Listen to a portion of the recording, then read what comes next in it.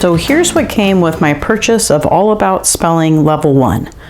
So we have the spelling review box, the Level 1 student packet, the color-coded letter tiles, magnets, and the teacher's manual.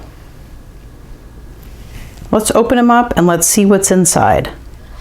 So inside the student packet, there is a phonogram chart, some tokens, some stickers, a certificate of achievement. But what we're concerned about here for setup are these colored cards. So you have the key card, the sound card, the phonogram card, and the word card. Each of these is color-coded, as you can see, and it's perforated, so it should be pretty simple to go through and make each of these into a card.